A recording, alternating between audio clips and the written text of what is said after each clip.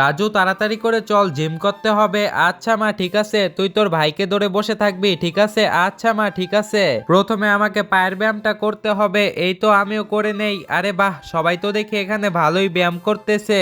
এই তো হয়ে গেছে, এবার অন্যখানে চলে যাই। এইবার এই ব্যায়ামটা করতে হবে। আরে বাহ, মা তো দেখি ভালোই পারতেছে। এই তো হয়ে গেছে। আরে বাহ, পাগুলো দেখি অনেক শক্ত হয়ে গেছে। এইবার এই ব্যায়ামটা করতে হবে। ওরে বাবা, মা তো দেখি ভালোই পারতেছে। এটা তো কমপ্লিট হয়ে গেল, এবার আমাকে এটা করতে হবে।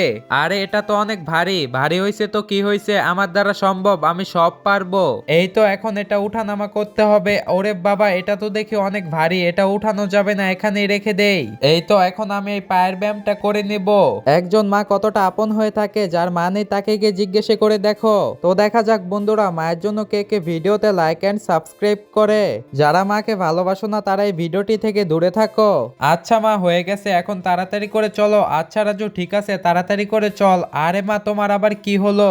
আরে আমি তো নামতে পারতেছি না, আমার পা অনেক ব্যথা করতেছে। আচ্ছা মা তাড়াতাড়ি করে আসো, অনেক তো জিম করলা। আচ্ছা হ্যাঁ হ্যাঁ ঠিক আছে।